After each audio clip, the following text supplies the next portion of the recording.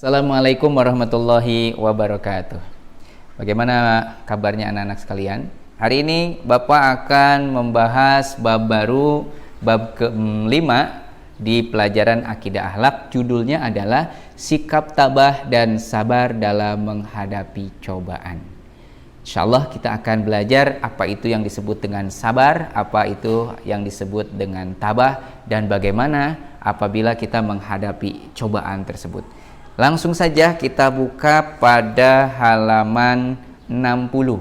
Bagian B ada yang disebut dengan bersikap tabah dan sabar dalam menghadapi cobaan. Tabah dan sabar adalah menahan diri dari keluh kesah. Orang sabar adalah orang yang mampu menahan diri dari keluh kesah. Orang sabar, dia rela menerima segala penderitaan dan cobaan. Orang yang disebut sabar biasanya hidup tenang ketika mendapatkan ujian dan musibah. Musibah atau ujian datang kepada setiap manusia. Manusia diberi ujian supaya meningkatkan kedekatan kepada Allah Subhanahu wa Ta'ala.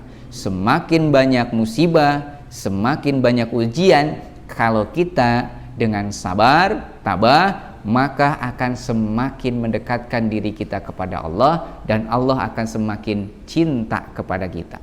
Innallaha ma'as sabirin, sesungguhnya Allah beserta orang-orang yang sabar. Tentunya kita semua inginkan mendekatkan diri kepada Allah dan Allah dekat dengan kita. Maka ketika punya masalah, punya musibah, punya kesusahan, sabar, insya Allah Allah akan beserta dengan kita semuanya. Nah, anak-anak sekalian, kita sering melihat atau menyaksikan bencana alam yang menimpa saudara kita.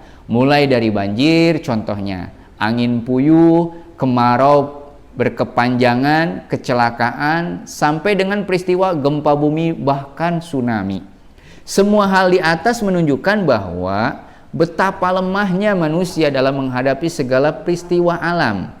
Adapun orang yang kena musibah itu harus sabar dan tawakal dan menganggap apa yang menimpa mereka adalah takdir dari Allah Subhanahu wa Ta'ala. Nah, dalam gambar berikut ini diterangkan bahwa manusia memang makhluk yang lemah. Mereka masih bergantung kepada manusia lainnya. Tanpa orang lain kita tidak bisa hidup. Apalagi kalau kita sedang sakit dan kesusahan. Mau tidak mau kita sangat membutuhkan bantuan orang lain. Dalam hal ini, orang yang sangat kita harapkan bantuannya adalah orang yang paling dekat rumahnya dengan rumah kita, atau yang disebut juga dengan tetangga. Betul apa tidak?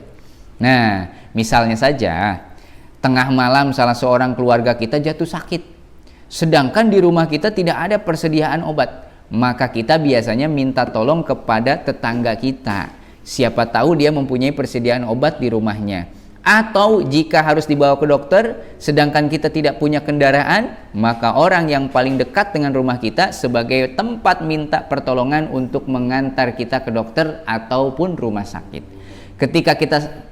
Ketika kita sekeluarga berpergian pun, kita memitipkan rumah kepada tetangga kita.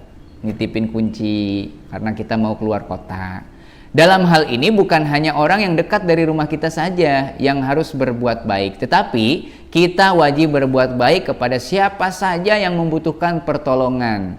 Agama kita pun menyuruh untuk saling menolong antar sesama. Sebagaimana Allah berfirman di dalam surat Al-Maidah ayat 2 bunyinya, wa ta'awanu 'alal birri wat taqwa wa la ta'awanu 'alal ismi wal udwan, yang artinya, dan tolong menolonglah kamu dalam mengerjakan kebajikan dan takwa, dan jangan tolong menolong dalam berbuat dosa dan permusuhan. Surat Al-Maidah ayat 2. Maka oleh karena itu, sabar bukan berarti menyerah tanpa syarat, tetapi sabar adalah terus berusaha dengan hati yang tegar, berikhtiar sampai tercapai tujuan. Nah, anak-anak sekalian, agar kalian lebih semangat berkaitan dengan sabar dan tabah bagaimana menghadapi cobaan, alangkah baiknya kalian membaca kisah Bilal bin Rabah di bagian C pada halaman 61. Silahkan kalian baca kisah Bilal bin Rabah dari awal sampai akhir.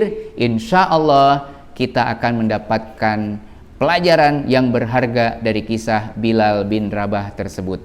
Kalau sudah daripada pembicaraan daripada bacaan kisah Bilal bin Rabah, ya, mudah-mudahan kita termasuk kategori orang yang sabar, tabah dalam menghadapi cobaan, dan insya Allah kita akan menjadi orang yang mulia dan dekat dari Allah Subhanahu wa Ta'ala. Oke, Bapak cukupkan pelajaran hari ini sampai di sini. Insya Allah nanti kita akan lanjutkan kembali di pertemuan yang akan datang. Hari ini tugasnya kalian membaca kisah Bilal bin Rabah. Setelah itu kalian boleh membaca rangkuman agar ingat kembali pembahasan yang sudah Bapak sampaikan di hari ini. Terima kasih. Assalamualaikum warahmatullahi wabarakatuh.